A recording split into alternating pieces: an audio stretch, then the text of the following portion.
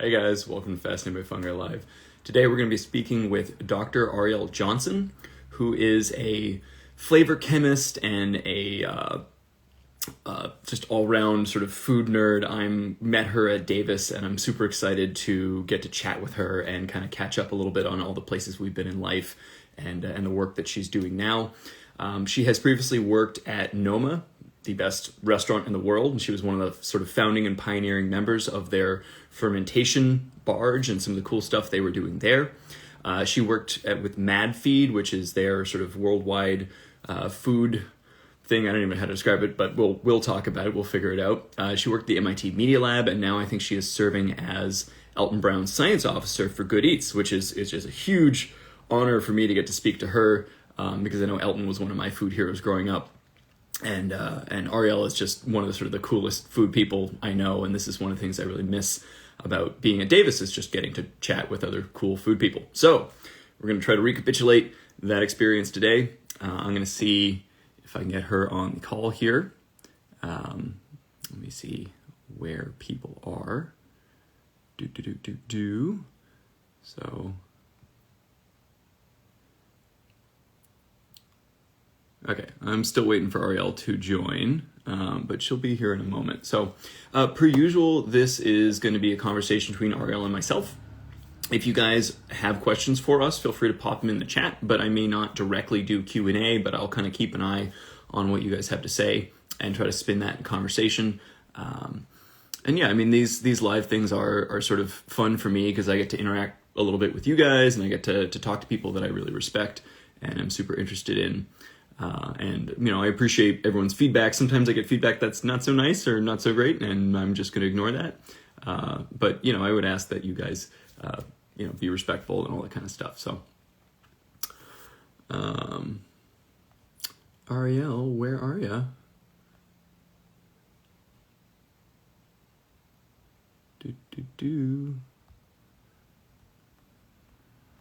Sorry, guys, just 1 second here. Aha, there she is. She's posting on her story, but hopefully that means that she'll be here in just a moment. There she is. Hey, Arielle. Okay, we're going to go add her to the conversation. Hello. Hi there. First time on IG Live. So it's all good. Hi, welcome. New to me. Thank you. Thanks for having me on your show. Your profile.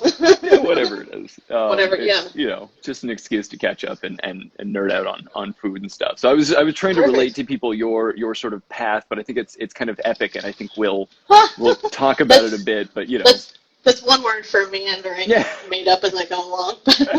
Well, hey, I mean I think we're all making up as we go along. That's the best thing we can do. That's what we have to do, especially these days. Yeah, definitely. Yeah.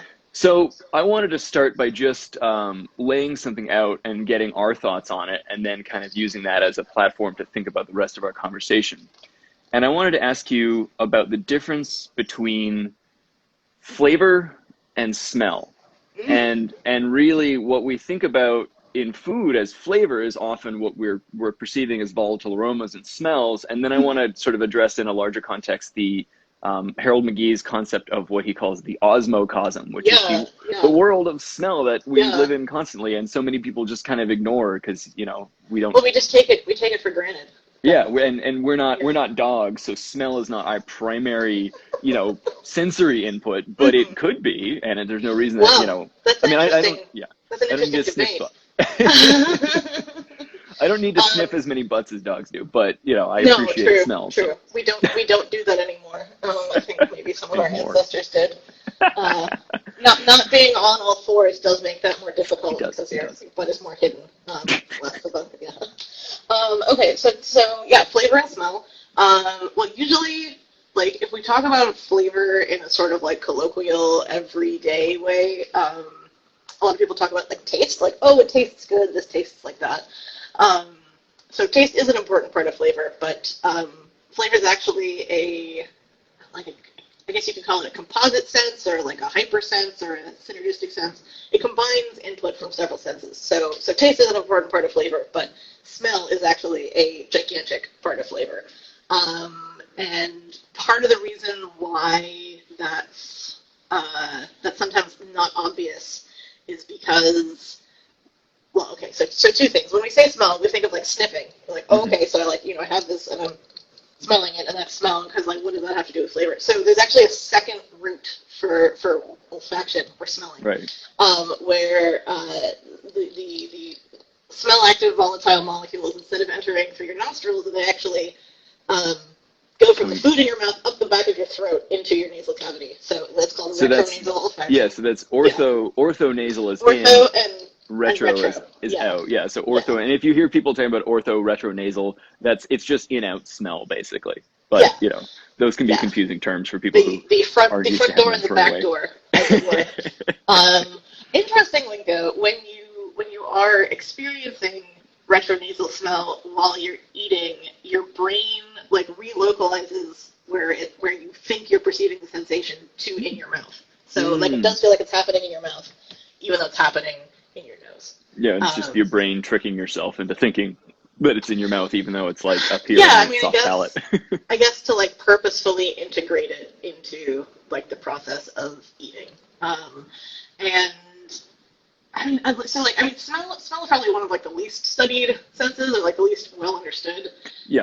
Like vision and hearing have had like much more attention since we are like visual creatures. Right. I feel like those senses are sort of almost easier to quantify too, because I know there's been so much questions with smell as to like what's the mechanism, and then on top of that, like the work that you've done in your graduate work at least was like looking at smell and how insanely complex it can be when things interact with each other. So there's like light is pretty similar. Light is always the same, so the way we perceive it is always the same, but smell molecules change so much. Yeah.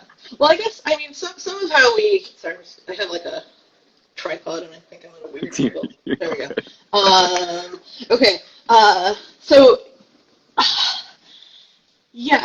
so like the big things that make smell, I guess, trickier, at least different to study than vision and hearing, is that at least in vision we have 4 channels of information. You've got your rods, which sense light and dark, and cones, which sense colors red, yellow, and blue. Blue, yeah, red, yellow, blue. Red, yellow, and blue. Yeah. RGB is computers. Yes, red, yellow, blue, red, green, blue.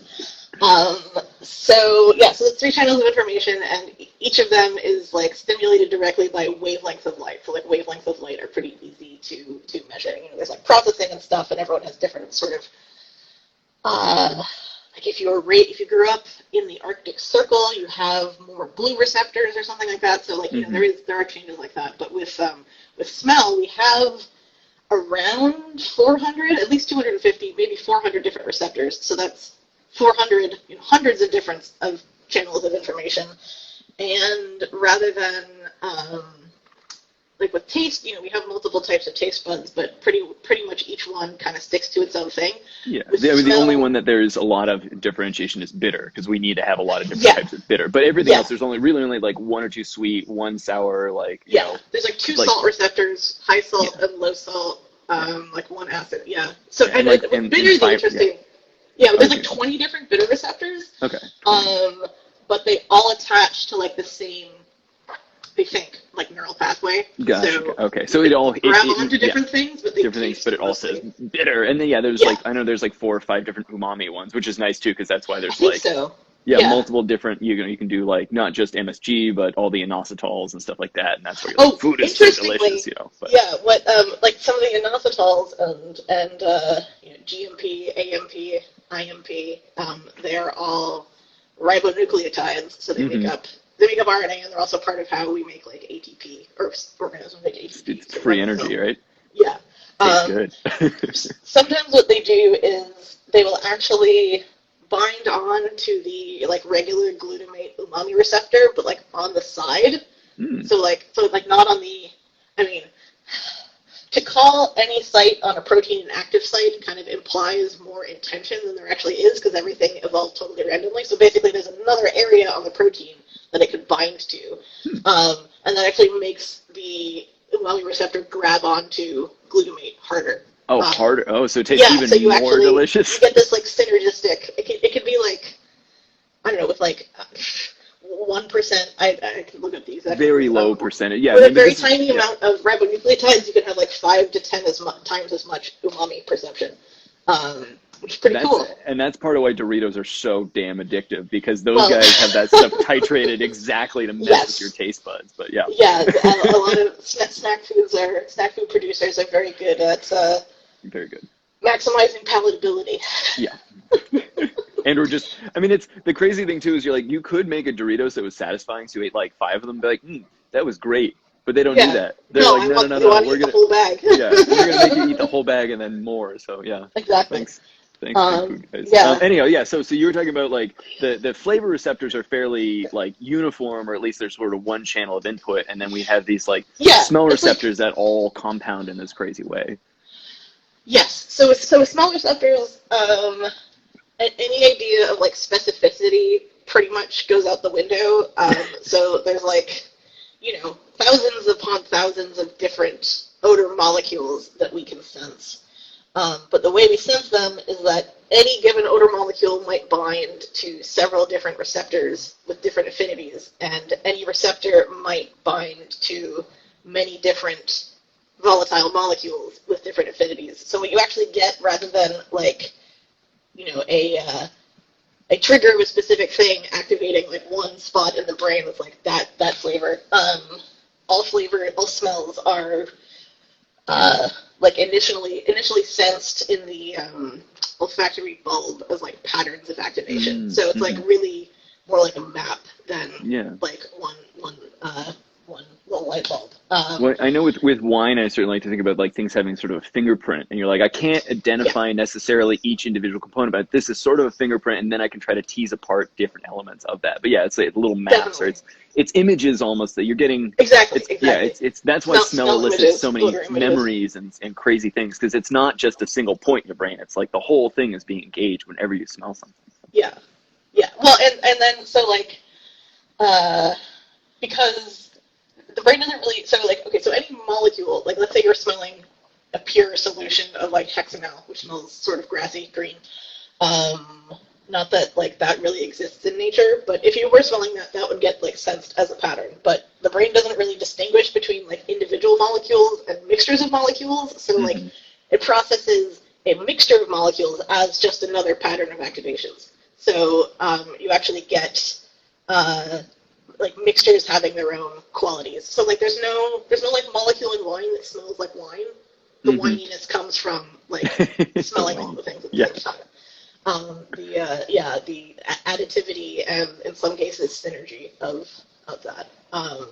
So smell is hard. Smells great, but it's hard. Smells a tricky one. But yeah, I mean, I guess No, go on. I just wanted to lay out the fact that, what we perceive as flavor is this combination of taste and smell. Yes. And frequently taste is fairly rudimentary from like a molecule sensory standpoint.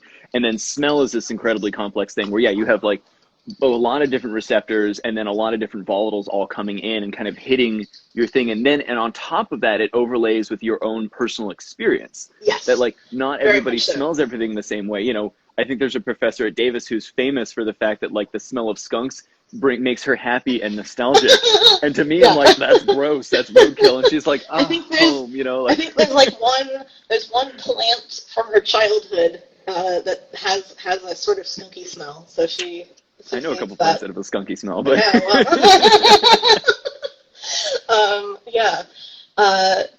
I mean, so with tastes, like taste, a lot of things are like. A lot of responses are fairly, I don't want to say hard-coded, but like close to that. Yeah. So like if you give a baby something bitter, they'll be like immediately disgusted by it. Exactly. Yeah. Or if you give them sour, they suck their face in. So we universally we have fairly similar responses to that. But they go in for more. It's like I guess she's almost a 9-month-old niece. Actually, wait, is today the 11th? Yes, yeah. Then yes, today is her 9-month birthday. Happy birthday, Margot. She is, I know everyone thinks that their babies are adorable, but anyway, so she's like, she started tasting citrus recently, and she always makes a horrible face and then goes in for more, and then asks again. So tastes are like that. Smells, there's like a little bit that we'll respond to innately just because smell is such an old sense. Like it's had a lot of time to like build connections in. For the most part, everything that we like perceive about smell or associate with smell is learned. So it's like um, smell actually like bypasses the brainstem. I mean, it's actually super cool. So like, okay, so you smell with a membrane at the top of your nasal cavity called the olfactory epithelium. And the cells that like actually do the sensing are neurons that have like one end in your nasal cavity and one end like attached to your brain. So they pass through this like perforated, like it's like a bone sieve essentially at the bottom of your skull, and then stick out into the nasal cavity and then back up into the olfactory bulb. And then that connects pretty directly to like the amygdala and parts of the limbic system. So with smell, pretty much you like perceive emotions related to like the last time you smelled that smell and like memories about it before you actually consciously perceive like the quality of the smell, which is pretty amazing. Like everything else, you have like a qualitative experience and then like emotional, but smell is like emotional first. And just that's just because the way that we're wired is to do that, you know. And there's probably a good evolutionary reason for that, because like if you I don't know, if you smell fire, you're like, oh no, run, you know. There's survival instincts there that are like really keyed in. Oh yeah, no, and I mean, some of what we're seeing now with like so if you get COVID, you can lose your sense of smell. Yeah, which I'm terrified of that almost more than anything else. I'm like, my smell is so important. I know. No, I've had friends who that's happened to, and it's like it's horrible. Well, yeah, it's like you lose your a chef losing their smell is like an artist losing their eyesight or something, exactly. Right? You know, it's Well, I mean, it's like you know, like a few years ago, it was probably 10 years ago. Brant Achatz, the chef of Olympia in Chicago, lost his sense of taste. Well, he had tongue cancer. Tongue cancer, and which is like fuck. I mean, he wrote a whole memoir about it, but it's like crazy. I mean, like, but he's managed to recapitulate some of that, right? Like he can. It like grew back. Okay. Yeah. Which again is amazing that you could like regrow actual, you know, we're not like chameleons. You can't lop off a piece of our body and it'll grow back, but like neurons can occasionally find a way to like reconnect to the visual cortex or, you know, smell and stuff like that. So. Well, smell will actually, this is gross, slightly body horror, but if you get a hard enough blow to your head, your brain, you know, moves in your brain liquid brain fluid, cerebrospinal interstitial, whatever, Yeah, there's goo, there's water in your head, the brain floats in. Brain goo. If you get hit hard enough, it'll actually like jerk forward enough to like slice off all of your smell neurons. Yeah, I've heard, sever the nerves kind of thing. Yeah, and they can grow back. They do grow back eventually. They're actually like replaced fairly frequently. I guess because they're like constantly exposed to chemicals, like literally that's how you smell.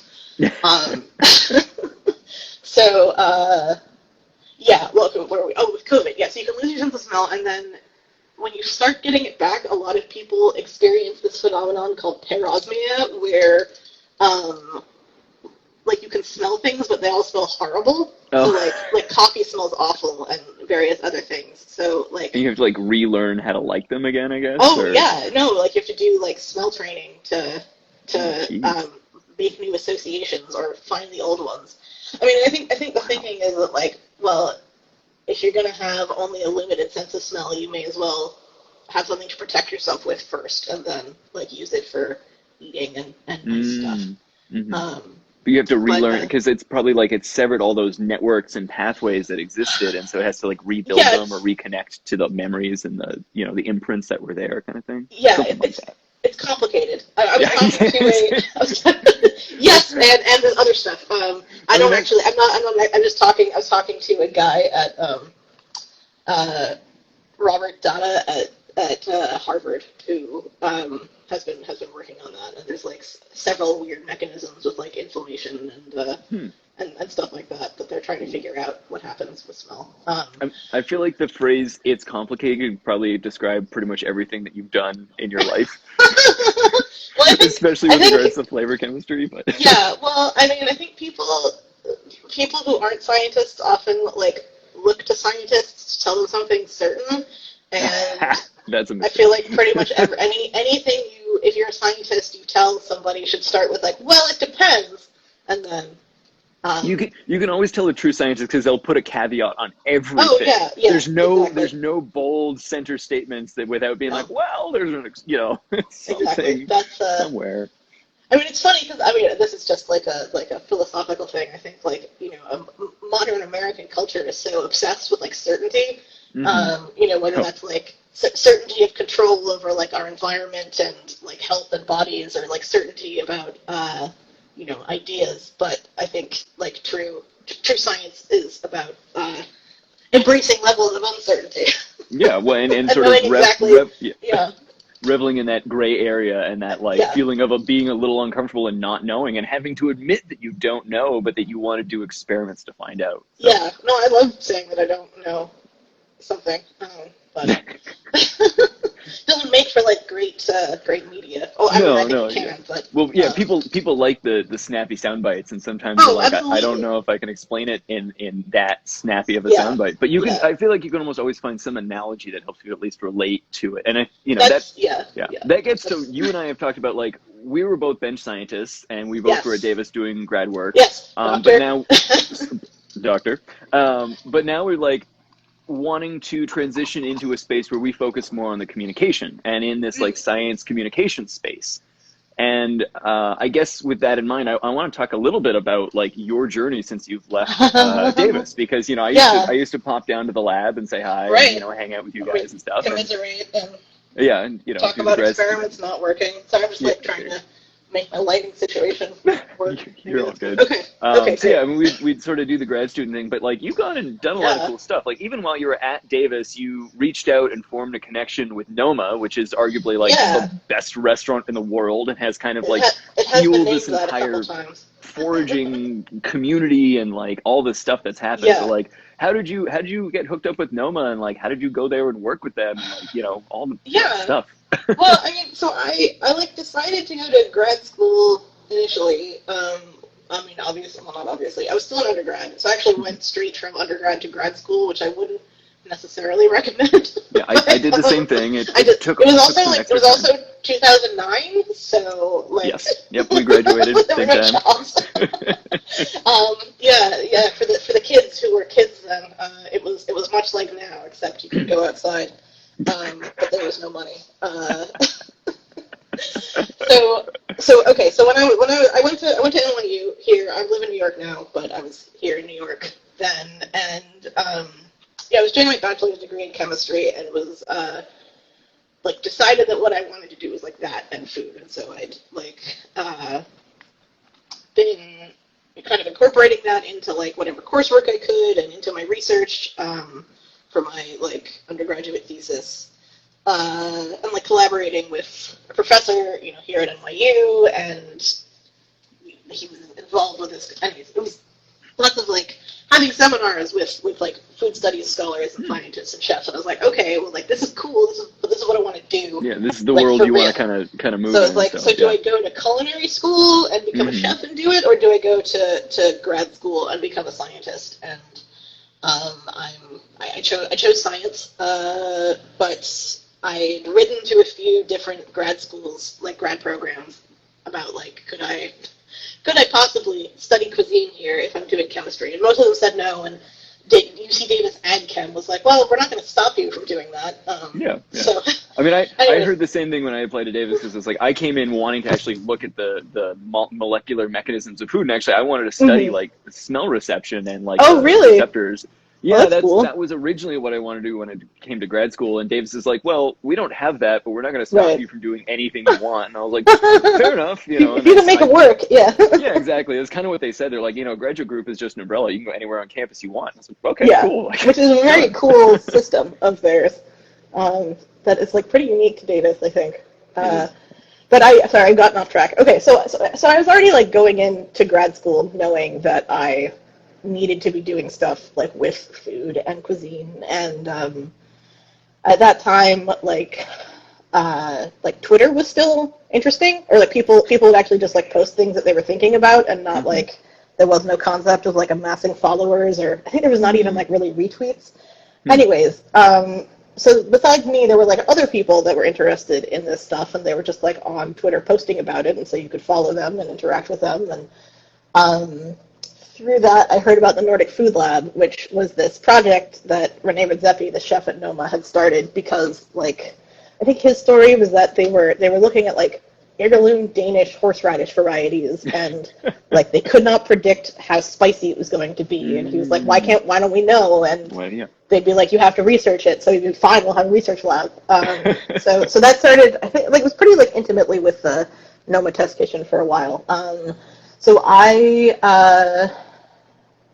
so at the time, like, they had taken on some interns, and some of the interns stayed on, so I was like communicating with them, and they were also doing the MAD Symposium, which was at the time this like brand new, like chef-driven, although it wasn't only chefs that spoke there, there were like academics and scientists and farmers just talking about food in really interesting ways, which I like, there was not a conference like that then. So I just kind of like, you know, worked some connections through UC Davis. The world of sensory science is very small, so like some of the sensory scientists there do sensory scientists in Copenhagen, and they'd actually worked with Noma for some research. So I just kind of like worked the connections enough to let them, they'd be like, yeah, I guess you could come here. I guess you could come, but I mean, of course you came, and they were like, holy shit, who is this girl and why? Well, so I hadn't actually talked to Rene until like the first day that I got there, so I just like showed up, and he was like, oh, you're from California, right? I was like, yeah. And, you know, they all, like, you know, there were, like, some of the R&D chefs there kind of were, like, I think, you know, you hang out with enough, or you, like, run into enough academics, and you're, like, I mean, sometimes it's cool, sometimes it's, like, this is a little exhausting. So, you know, we were kind of, like, whatever for a little bit. But then one of the chefs there, Lars Williams, who, like, that later moved to become head of R&D at Noma, and we eventually worked together a lot. They were like researching a lot about eating insects. So like the idea that like, you know, eating insects is good for like carbon, the protein version is good. They're very sustainable. They have chitin, so that's in common with mushrooms, you know? Yeah, exactly. And you can, I don't think can we digest chitin? Or I've been reading about that recently, because I've like traditionally the idea is no, we can't digest chitin, but there's because it's like it's an amidated carbohydrate. Right?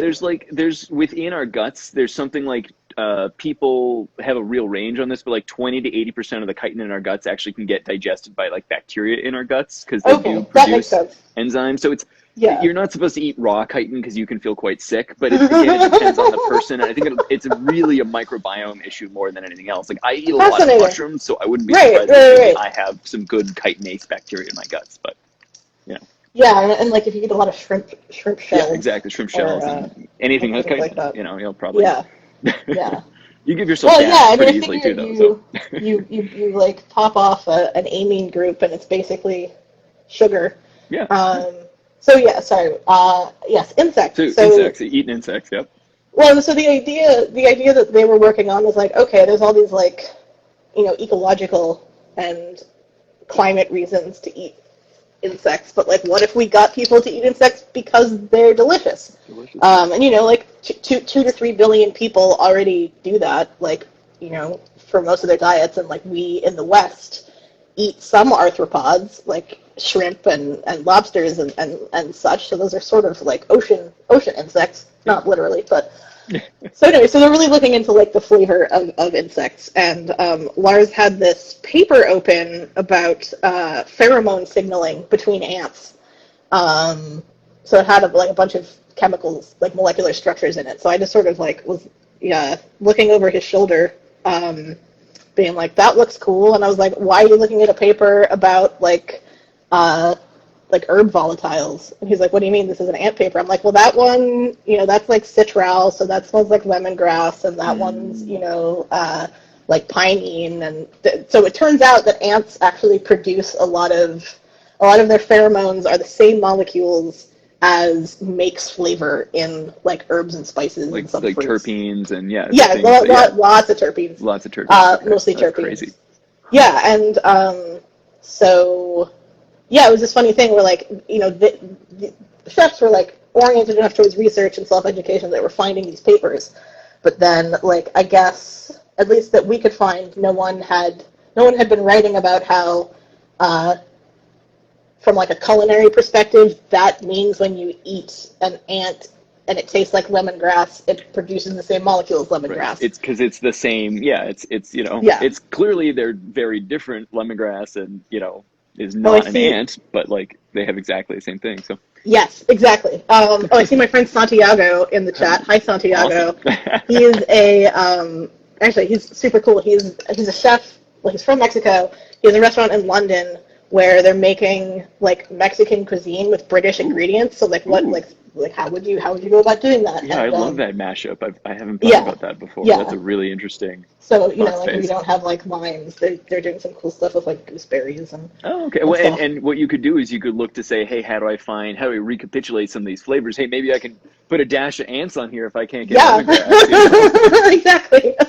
No, actually, I mean, he and I have like talked about that a lot. The idea of like, okay, so like instead of thinking of a dish as like it has these 5 ingredients, it's like, well, it has these flavors, this sort of like layering of flavors. So like, what other ingredients do we know that have something like that? And it's actually like a pretty cool creative tool. Yeah. But yeah, really so we met. He was actually at the Nordic Food Lab studying nixtamalization. So that's like the step where you boil corn with lye. Calcium hydroxide or lye or some other strong kind of base, to make masa for like tortillas. So he was doing it with like I think like rye berries and stuff like that. And was he looking at like the nutritional? Because when you nixtamalize stuff, it makes the nutrition more bioavailable. It like bursts open things and changes the amino acid composition and stuff like that. It makes like some of the B vitamins more available. Yeah, the B vitamins are available. Yeah. So I don't know if he was like looking at that, but he was making a lot of very cool tortillas. And then later was like the fixer for Noma, Mexico. Oh, that's cool. So yeah, cool guy. Hi Santiago. Nice of you to join us. Yeah, so you got to move with some pretty amazing like food innovators and chefs and just like people that were doing a lot of interesting. Yeah. And, like I saw your time at Noma was just like that is just like the coolest thing in the world. You get to like hang out with these people and like dream up new concepts. It was amazing. It was really cool. Yeah, no, it's like definitely like a dream. Had always been like a dream of mine. And you spent time on their sort of fermentation barge too, which was like talk a little bit about what that was like and just all the like weird pots of things on there. Well, yeah. So when I first got there to visit, it was like 2012, and the Nordic Food Lab was on a houseboat anchored out. Oh, hi, Santo. Anchored outside of the restaurant. So so Noma, the original Noma, they're in a new location now. Is in the ground floor of like an 18th century whaling warehouse. So it's like right on the water. There's like a harbor around it. So this houseboat was just docked outside of it, and somebody had the amazing idea of making that into a research lab, which it was about as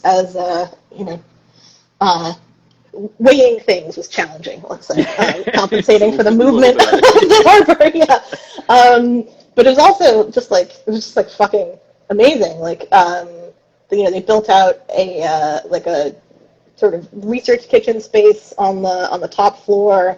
At the time, one of the bathrooms was just like a mold room, so we were like they were growing koji and things in there, like a humidifier.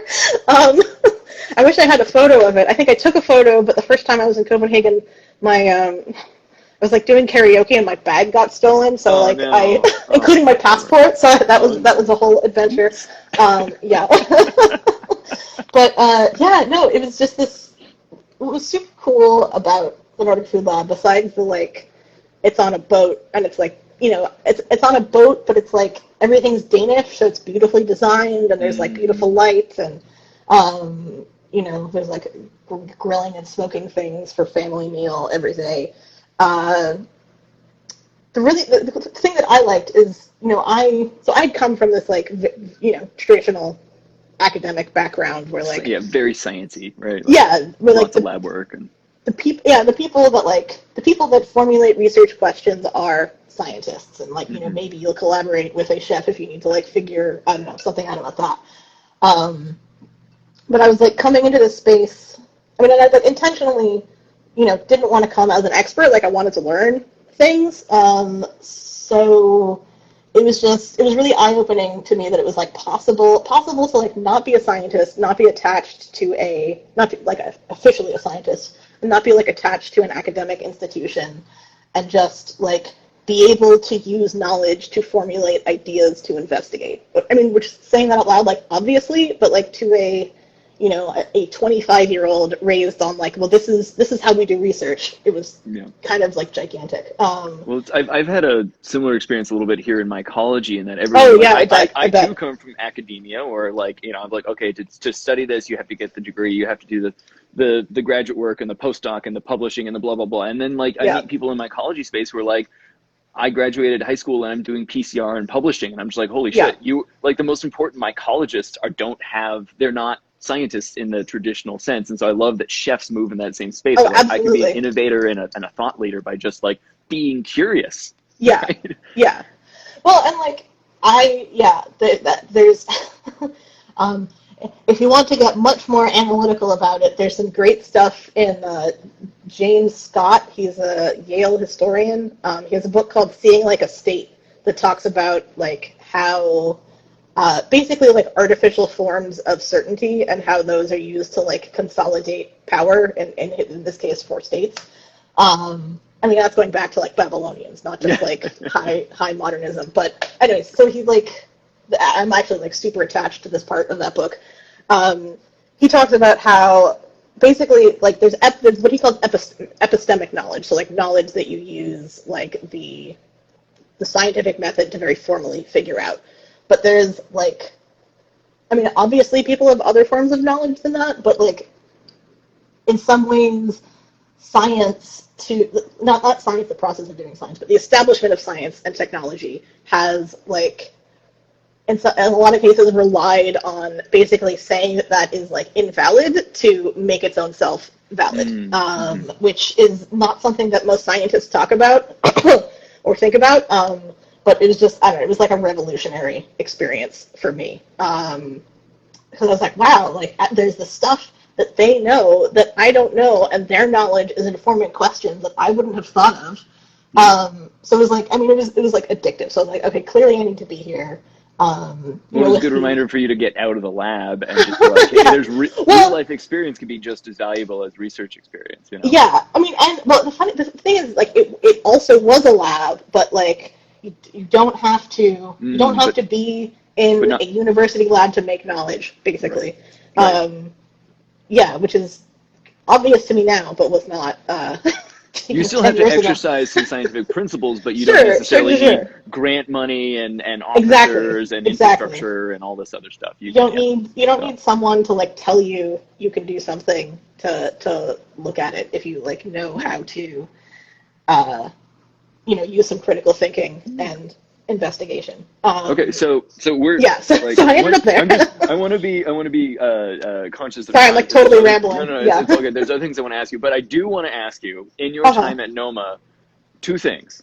What was do you remember the best thing you ate, and then maybe like the worst thing you ate on the fermentation barge? Well, the best thing I ate. I mean, there's so many good things. I know.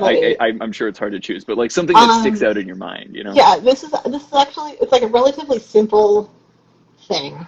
It was a dish on the tasting menu, I think in like 2013, that my friend Lars developed, where they took koji, which is this rice that you grow mold on, and becomes Aspergillus oryzae. Yeah, it becomes it's what they use to make sake and miso. Exactly. And all that stuff, Well, so they were making koji and then drying it out and grinding it into flour and then making like a flatbread, like an almost cracker-like flatbread out of it. And then on top of that was they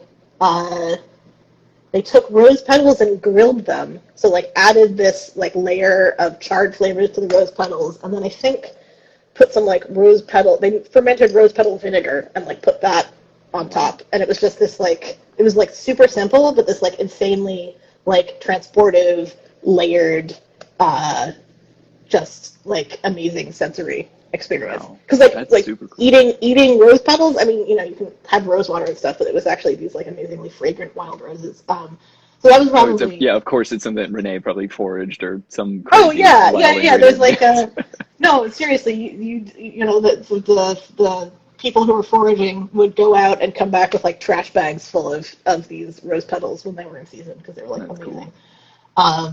Yeah, so that's a relatively simple dish, but it just was like a completely transcendent sensory moment for me. That's really cool because next week I'm going to be talking with Elena Sue, who's someone who took a lot of inspiration from some of the koji books out there, and she's now making a bunch of like koji stuff here in the Bay Area, innovative mushroom koji things and all sorts of like charcuterie, vegetable koji charcuterie stuff. So I'm going to hear more about like koji from her. But okay, so that was one of the best things you had. What about one of the worst things? Or like, what about something that just like completely didn't work? Yeah, I mean, so I tried making like a fish sauce out of blood that didn't work. Actually, like David Zilber worked on that some more after I tried that with like centrifuging out some of the components, and it worked a lot better. But like straight blood and koji would not recommend. And let's see, what else was... I tried making, inspired by David, I tried making a mushroom garum, where I just took like Suilla species and mixed it with koji.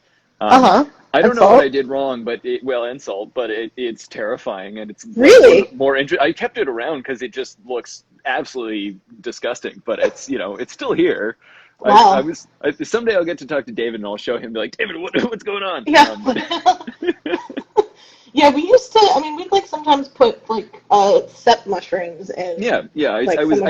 I tried that. I failed that, which is I'm a little hesitant to try lactic fermenting mushrooms again because I wasted a couple pounds of good porcini, but it's okay. I'll find more. Try it with like shiitake next. Like lacto fermented shiitake is pretty tasty. Okay, definitely. that's a good. I can actually, if you freeze them and then thaw them, they'll make like more brine.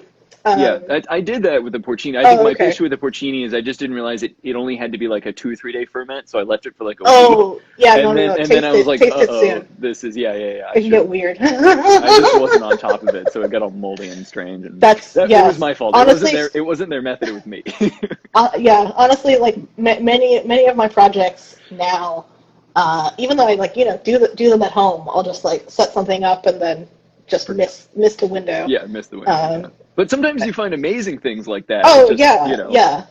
Like I was making a garlic misozuke, so it's like instead of using brine as the fermentation medium, you use like miso with garlic cloves, and I just like put it on my shelf and forgot about it for like 6 months, and it's like fucking amazing.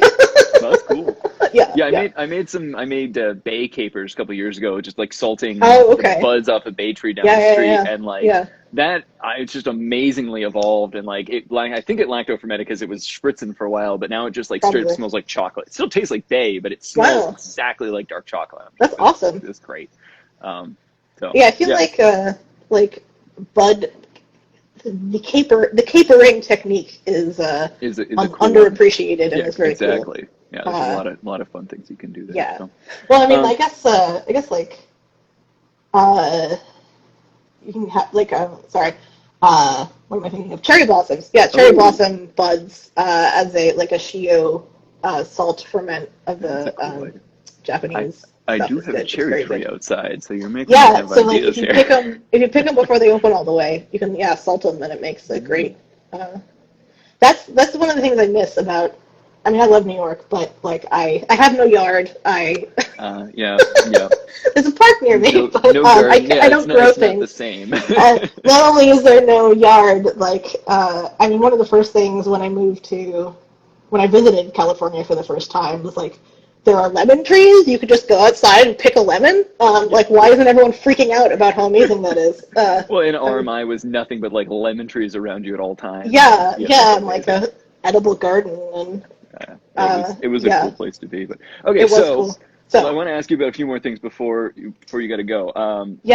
So you did your work at Noma, you finished at Davis, you had a really cool dissertation, which I don't think we have time to go into, but guys should go look up Arielle's dissertation because it was really interesting. It totally blew my mind. changed the way that I thought about the way that volatile aromas interacted. I mean, I guess I'm going to try to say this really quickly. Well, she took like Angostura bitters, the classic thing, and then like took out singular components or made recapitulated mixtures of stuff in Angostura bitters, and that like looked at how that changed your perception of the components in the bitters, which was just like really cool to see.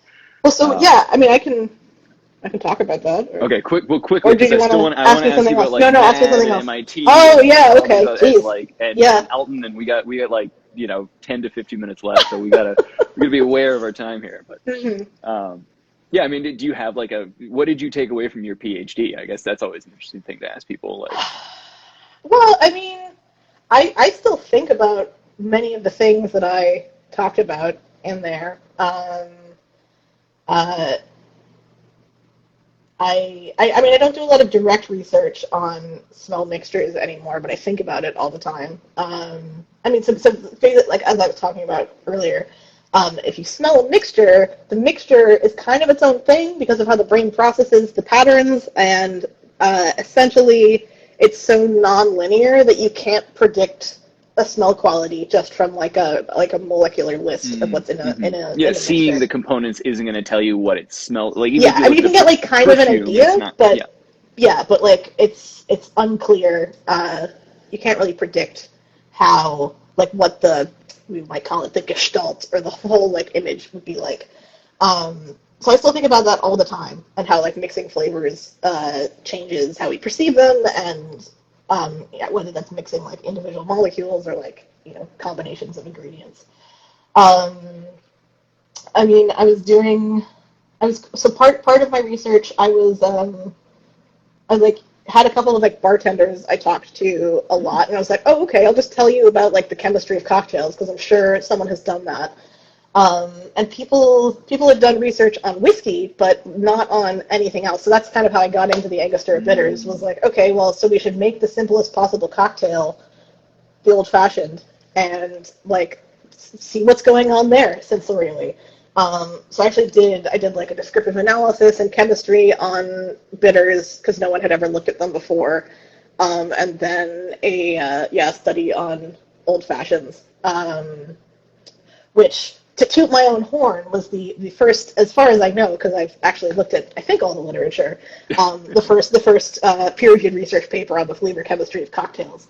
But no, I mean, I still work on beverages. I did some research with Appleton Rum about funky flavors and like how to, I mean, both like measuring them, but also like educating people on them. I'm like doing a couple of things with some spirits companies now about flavor perception. Have you talked to them? Because I mean, this is something I always wanted to do with like spirit companies, was talking about the yeast they're using, because like frequently I feel like the fermentations are forgotten about, for they're like trying to get rid of congeners later, and you're like, well, the congeners were produced during fermentation. You want to look at your yeast and your nutritional profiles and your temperature management, and maybe instead of trying to fix the problem down the road, maybe you could just change your fermentation. But I know some people are talking about that. I don't know if, I mean, like, a lot of distilleries have that like super dialed in. Not that it is necessarily fully optimized, but like they know how to do what they want. But like, the role of like, grain terroir and yeast terroir is huge and definitely underexplored in the spirits industry. We could definitely talk about that for an hour, but Well, actually, so my friend Lars, who I was working on ants and fermentation with, since he's left Noma, he's started a distillery called Empirical Spirits in Copenhagen. Oh, cool. And they actually, for a while, were sharing a space with like the Danish arm of White Labs, the yeast company, and doing a lot of weird stuff with their yeasts. So at least one place is doing it. I know there's some more, but that's the one I'm the most. I gotta get to Copenhagen someday, because I like Noma is like on the top of my list of places I want to go eat. It sounds like I gotta go visit Lars too. So there's so many cool things to eat and drink and talk to people about in Copenhagen. I was there back in like December 2016, and I think I literally went to Noma to look in the window on their last night of service at the old place. And I think I told Renee that, and he was like, you should have just come in. And I was like, dude, you were like the best restaurant in the world. I didn't think I could just walk in. I mean, I think Renee has like a, obviously he has like this amazing like vision for stuff, but he's also like, has an uncanny sense of like, oh, this person seems to be like interesting and knows someone. Or knows something. So let's just like make them one of our people. I mean, that's what happened to me. Yeah, basically. Yeah. Well, and kept coming back and working for free, and then and you kind of kept coming back, and then after you graduated, you went and did like actual like scientific research with them in a more official capacity. And then, so I told them you should hire me, and we figured out how to do that. And then the first thing we did, I was working with Lars on designing and building the original fermentation lab. That was like 4 shipping containers and like stacked up and temperature control. And actually, wait, can I do a green screen? I think because I have a picture. Oh, okay. Whoa. Whoa.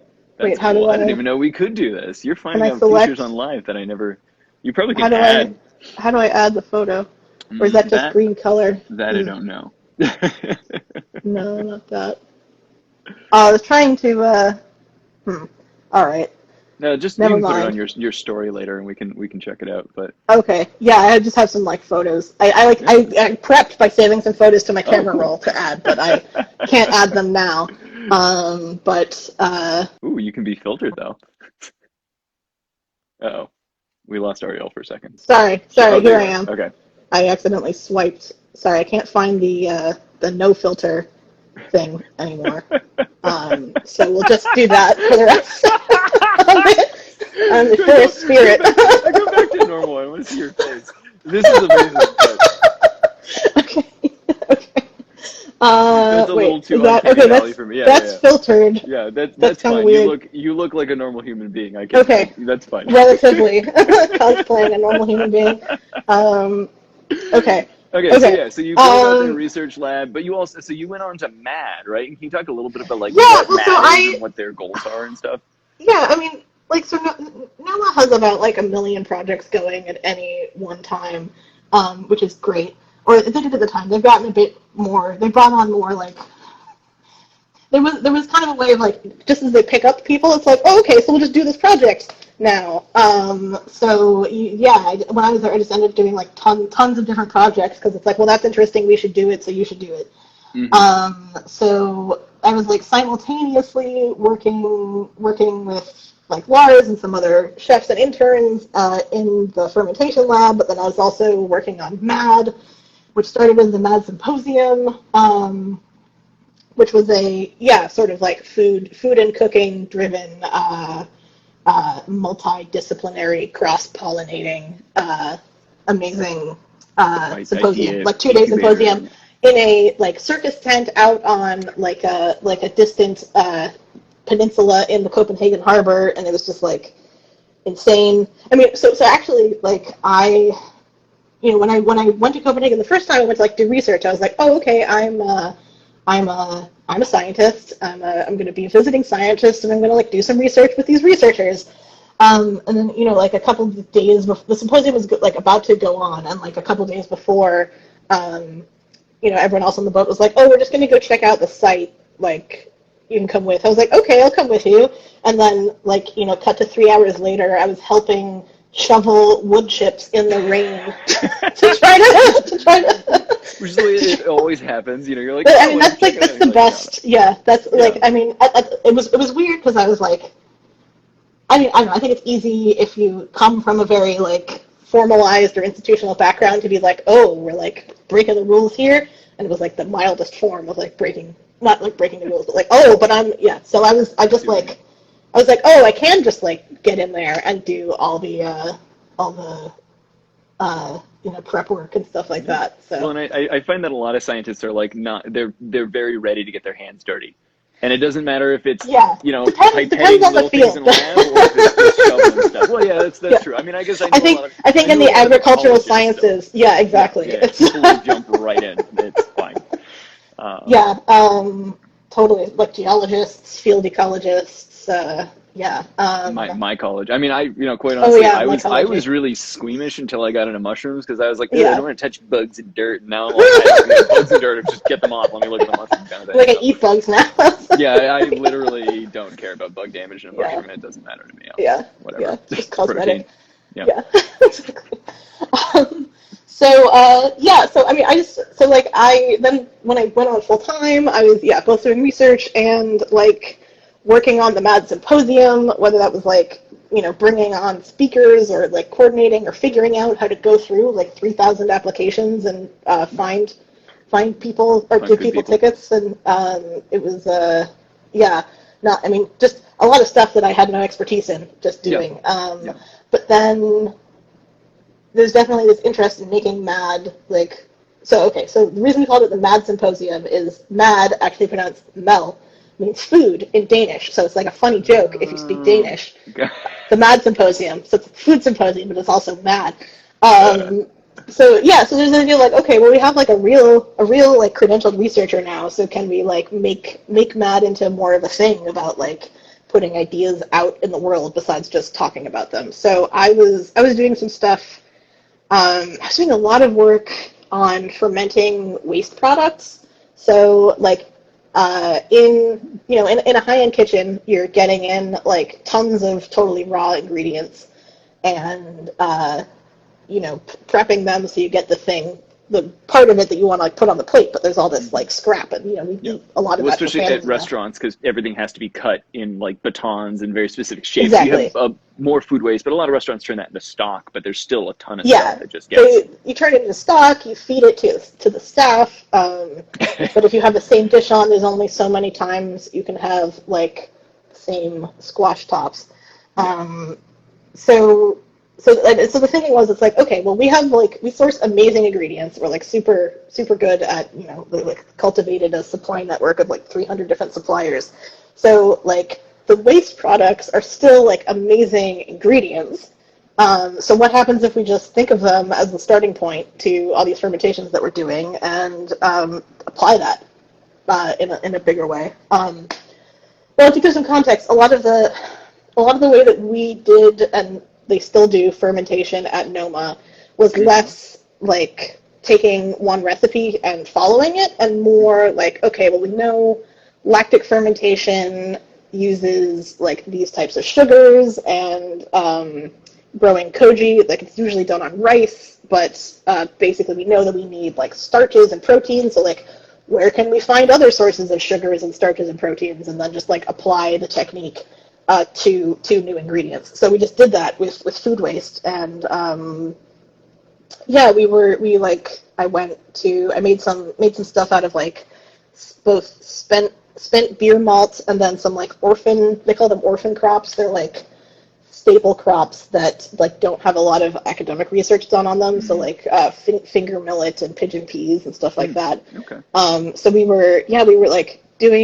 we did a project where we got like spent malt, some of those orphan grains, and then like vegetable waste from the World Bank cafeteria, and then made that into like fermented sauces. To try to tell like the bureaucrats at the World Bank, like, hey, we can look at it this way, and maybe it caught on. I don't really know. So I was at the same time as doing sort of like pure food R&D. Sometimes like talking about this stuff and traveling and writing things and teaching people at the same time. And and so now, I mean, MAD has moved much more into like an educational mode lately. There's like a whole MAD Academy now. So they're actually like not running symposiums for a while. Well, so they actually, so like they did this project called Vilmel, or Wild Food, basically teaching people to forage, because like, well, Noma has all this expertise about foraging, so like, can we teach people how to like forage responsibly? And food security. Yeah, you teach them how to do it ethically. You can also like just teach people to be more connected to land, stewards of the land, because they're out there looking at it. Yeah. Yeah. Oh, I see someone said no, not the World Bank. Oh, well, I mean, the idea was like they were interested, so it was like if they're interested in what chefs and like people who hang out with chefs have to say, then maybe we could have some kind of like a positive effect. You might be able to affect positive world change, even if you have to work within the systems that exist that aren't great, but like, putting those ideas out there. The constant tension between like a reformist and a revolutionary concept of change that I feel all the time and I'm very angsty about. So yeah. So I mean, I forget where I was going with this. But, you were talking about like the evolution of MAD away from symposiums towards like the yes, academy. yeah. And, So there was this like wild food education project, and then the idea was like we collaborated with Yale on a like sort of pilot test of like, can we bring together like academics and chefs?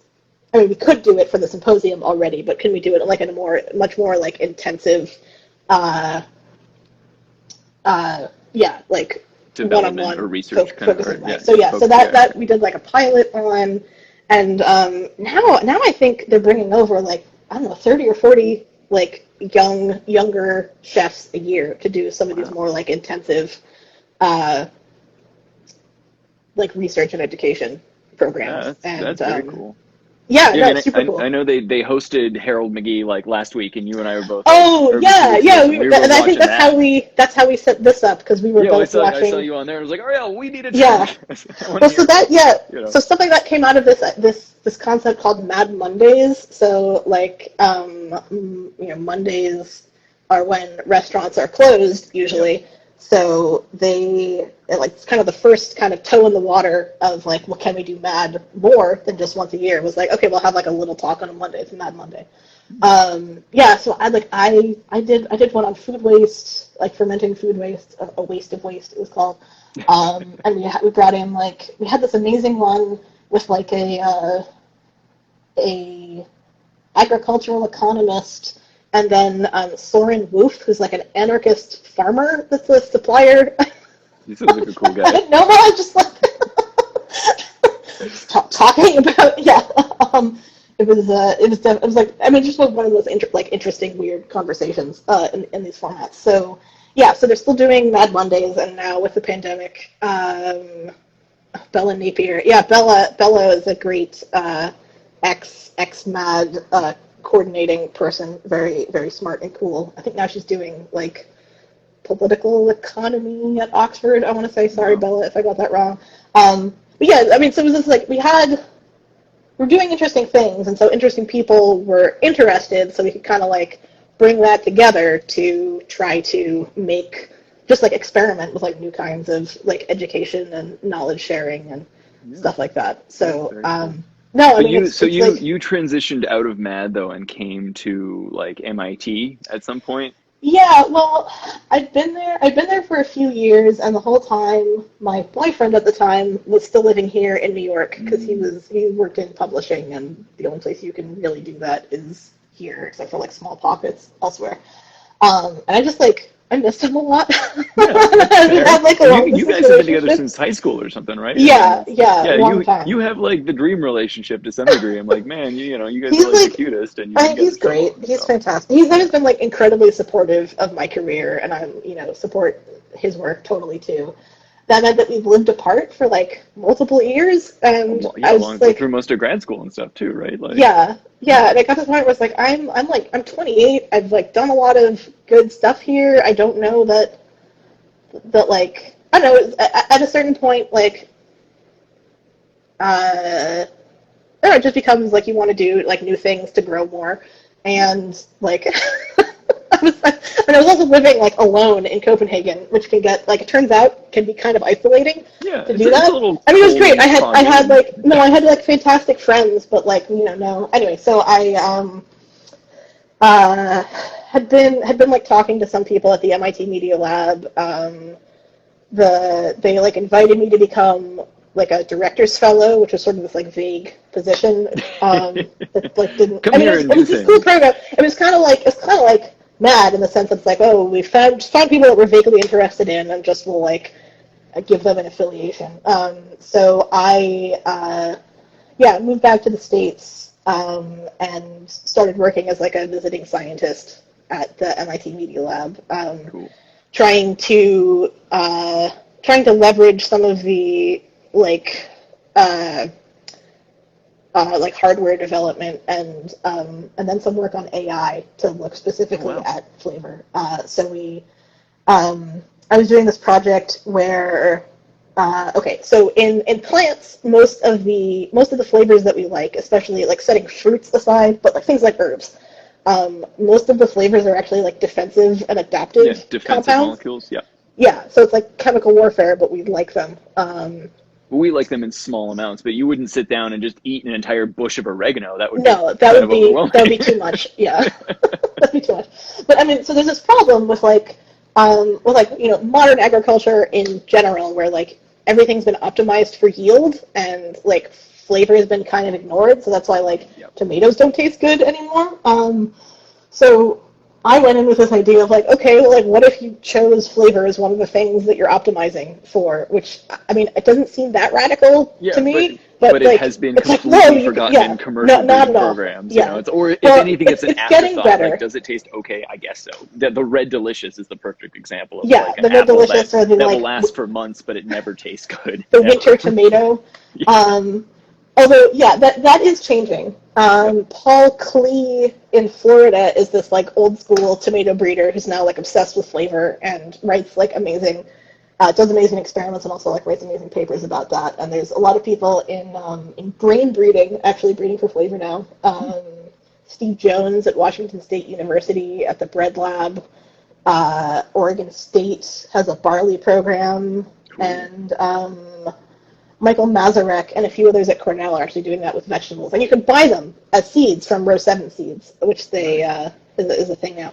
So, so my idea was like, okay, so we'll grow plants, but then we'll add stress to their environment to make them taste better. And I mean, it's not that different from I was doing chemical analysis from like an ag experiment we do at like Davis, but the idea there was that we could be like a little more quick and dirty about it. So it's like, okay, so we'll like not do every possible iteration, and we'll collaborate with an AI group to do like surrogate modeling to like predict what the best conditions might be or something for maximum flavor. I mean, and I guess for anyone watching, like plants in general, this is like very true with grapes. You want everything sort of on the edge of stress. Not so stressed that it's not growing, but not so happy that it's producing tons and tons of leaves. You want it kind of struggling a little bit. So they do what's called like deficit irrigation with vines. So the grapes get a little more concentrated. They get a little more stressed out. You get more of those protective chemicals that are actually flavor compounds. Exactly. And color too. So color, exactly. Anthocyanins and phenols and all that stuff. So I was setting up basically different doses of ultraviolet light on basil, and then measuring the volatiles, and then making a like weighted average of the volatiles, and then trying to like maximize that number with this like AI surrogate model. So what it eventually spat out in like the third iteration was like 24 hours of ultraviolet light. Wow.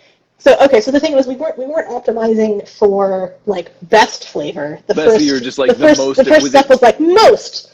Eugenol, or what's one of the like the major flavor components of basil? Eugenol, linalool, or linalool.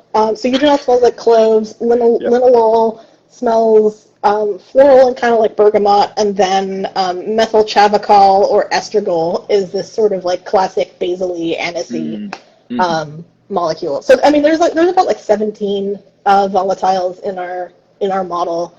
But yeah, with the UV light compared to the control, we could get sometimes like a 9-fold overexpression of some of these molecules. And then I was also like appropriating some like sensor and control technology to try to build a better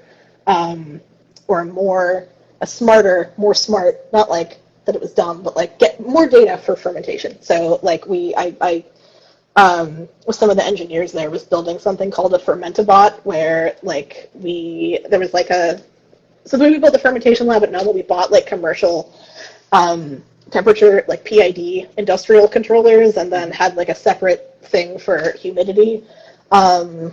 And then at MIT, I was trying to integrate it all into one box. And then, the idea was that like there was one control box, and then you could make almost any container into a fermentation container. Okay. So I started. I actually got kind of obsessed with this idea of like doing a fully fledged like full fermentation container in like gigantic restaurant cambros. So like every restaurant in the world in like the back has these like very large plastic cambros that are totally standardized and like fit into every baking rack. So my idea was like, well, if you don't have the space to do a full like fermentation area, you could at least like have this box where you can take everything out, wash it completely, like put it back in, and then like ferment whatever you want in there.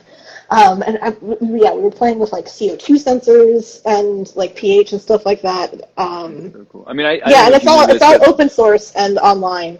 Cool. For a couple of years, I did technical sales, and all I was looking at was like process sensors and DO and pH, and so we're going to talk about that some other time because I have a couple ideas that might be helpful for your very cool conception in your box there. But nice. Yeah, that's awesome. Okay, so you did MIT, and that like I mean that sounds super cool, and you're working at like one of the best universities in the world. As a fellow, and then you did some writing for Lucky Peach, which is I got to do some fun stuff about like flavor and sort of other like underappreciated areas of science and food. I got to, even though I'm like not a biologist, I'm definitely not an expert in evolution at all. I got to like write a long piece about like the different ways that chickens and evolution, like the research on evolution, relate to each other. Because actually, like Darwin formulated a lot of stuff about artificial selection based on some writings and experiments in chickens. And there's also one of these like one of the paleontologists that consulted for Jurassic Park is using like evo-devo techniques to try to like express dinosaur phenotypes in chickens. So like not only did chickens evolve into dinosaurs and inspired the theory of evolution, and we've done like weird things on the like artificial selection evolution of chickens to get like the crazy ass, mature in like 12 weeks stuff that we have now. But like chickens are still being used as like a model organism for studying evolution, which is cool. So it was this weird like free form but super fun piece. But then I also got to write about like minerality in wine. I got to write about mochi and starches. I read that one. I remember that one. It was fun. Actually, one of the first piece I wrote was about actually plant volatiles and stress and like chemical weapons as flavors. Mm-hmm. And then they wanted me to write about vitamin B12, so I ended up writing this piece that I found this paper that so vitamin B12 is produced by like mammals and gut bacteria, specifically like gut bacteria in the colon. So if you're not eating animals, you can't get B12 unless you're a rabbit and then you eat your own poop. And there's vitamin B12 in there. And there's actually like a super gross study where they took a bunch of human vegans and made a bacterial extract of their feces, and then they were all like anemic. But then when they like it was like filtered and whatever to make it safe. But when they were fed this fecal tea, they stopped being anemic because there was enough B12 produced in their colons that you couldn't absorb from your colon, but it was still being produced. So the name of the piece ended up being "Eat Shit Vegans." But I love vegans, but it is true that to get enough B12, it is in your poop. That's wild. Don't eat your poop. That's crazy too, because I'm pretty sure that like the biosynthesis of B12 was missing this like key step for years and years and years, and then one of my dad's postdocs figured it out. Oh, really? 12 years ago. She cool. Koichi, I forget her name. She's at Berkeley now, I think, but she was the one who like figured out that exact step. So small world. So your dad's a chemist? He's a biologist at MIT. Oh, okay. He does. Cool. He's been there for a long time, but he's a good dude. Nice. Okay, so cool. You did writing at Lucky Peach, and then like this thing that I'm just like, I mean, everything you've done in your life, I feel like I'm a fanboy of. I'm just like, oh my god, she did this, she did that. But you're working with Elton Brown now on Good Eats, and you're the science officer for Good Eats, which was literally the show that like when I was a kid, I was just like, oh my god, let me watch that like 40 Cloves of Garlic episode over and over again. Yeah, on like a Saturday or a snow day, I'd just watch the marathons of it, like lying on the couch and absorb it. No, it was such a like formative show. So it went off the air in like 2012, and I guess Alton had read some of my stuff in Lucky Peach and like reached out through the editors, and we were just like chatting for a while, because he had a podcast at the time, so he was like, maybe you should come on the podcast. That never materialized. And then he was deciding to reboot Good Eats, and was like, we could do better science or more science in it, and you clearly know about this stuff, so can you like help out? So I've been actually doing that for like 3 years now. Yeah, so worked on 4 or 5 seasons, I'm not sure. It kind of runs together. Yeah, I mean, it's like, obviously it's like it's a super cool thing to work on, and it's super fun to like, it's actually a very good challenge to have to translate complex concepts into like 15 seconds of airtime. Yes. Yeah. That much harder than you think. Yeah. And that gets at that science communication thing we were talking about. It's like there's a need for scientists to get in the communication part of things, not just doing bench work, because like if you do this incredible research but then aren't able to get anyone to understand why it's important or what's cool about it, then like it's, doesn't have as much of an impact as if you're able to share that. So well, and also there's such an oversupply of PhDs compared to academic jobs for PhDs that like we may as well do something productive with all of those skills, or like good for the world, Yeah. So that's been like a super. I mean, it's also like kind of. I mean, I like doing experiments, but kind of my favorite part of research is like. Basically going into like a Google Scholar K-hole and just like finding everything there is to know about an idea and then trying to figure out how it all connects. So that's basically like the majority, a good portion of what I get to do to find food science for TV, which is just great. That's very cool. Yeah. Do you still get to chat with Harold McGee once in a while about? Oh yeah. I mean, I haven't. Because he was on your dissertation committee too, which is another really cool thing. Well, interestingly, or my qualifying exam committee. I found this loophole. Because he came. I mean, I met him in New York, while I was still doing like NYU experimental cuisine collective stuff. And then he was on the board at RMI. And you guys are like, he's like your childhood family friend. He knows my parents from way back in the day and stuff like that. So. Okay. So you know him and hang out. But like for me, it was sort of like, well, I'm here at Davis, and I remember we met that one time, and can we please notice me? But he was giving a talk, and then at the time, the head of the food science department invited me to like a lunch that they're having, because he was like, oh, you're into cooking and stuff, so like so we started chatting more. I offered, he had some question about like pistachios. He has found some pistachios that tasted like mangoes. Oh, and I was like, why don't you come down on a Sunday when no one's in the lab, and we'll analyze them and not tell anybody. Yeah, just exactly. Sue doesn't have to know. It's fine. No, but yeah. I mean, she probably would. I don't know. She probably wouldn't. I don't think she'd care. A lot of what I've been able to do has been like, kind of not asking about it and just waiting till someone tells me to stop doing it. And it's called self-motivation. Yeah, exactly. Well, so I found this. When you're doing a qualifying exam at UC Davis, you can invite an outside person to serve on the committee as long as they have a PhD. But they didn't specify what the PhD has to be in, and Harold has a PhD in literature. Literature, yeah, that's quite. So I didn't say when I filled in the form what his PhD was in, but he had a PhD from Yale. So yeah, no, he was like very gracious enough to join my qualifying exam committee, which I wanted, like, not because it was, I mean, it was fun, but like I really wanted to like do both rigorous science and be asking rigorous questions about cooking, and he's like the person who does that. So yeah. He was great at kind of pulling some of my stuff apart and I think he's one of the original sort of science communicators. Absolutely. That, I mean, he like basically invented like food science communication, cuisine and science being a thing. Yeah.